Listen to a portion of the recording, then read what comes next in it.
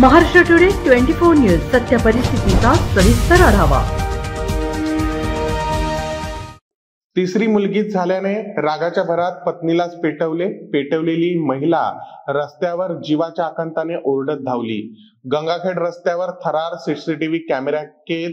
जीव वाचवण्यासाठी धावताना घरासह 2 दुकाने जळाली।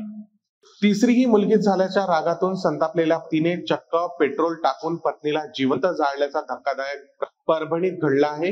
या धक्कादायक घटनेचे सीसीटीव्ही फुटेज आता समोर आले असून सर्वत्र खळबळ उडाली आहे। दरम्यान जीव वाचविण्यासाठी धावताना घरासह 2 दुकाने जळून खाक झाली अशी प्राथमिक माहिती मिळाली आहे।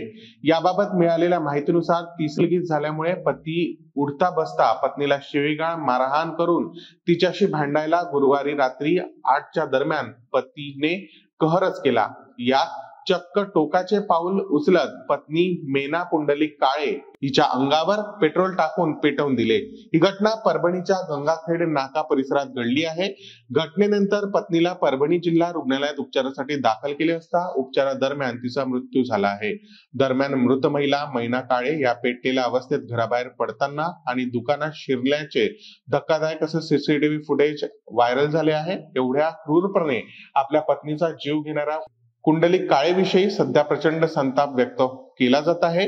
यातील क्रूर प्रती पुंडलिक काळे याच्या विरोधात कोतवाली पोलिसात गुन्हा दाखल करण्यात आला आहे। महाराष्ट्र टुडे मराठीसाठी ब्युरो रिपोर्ट परभणी।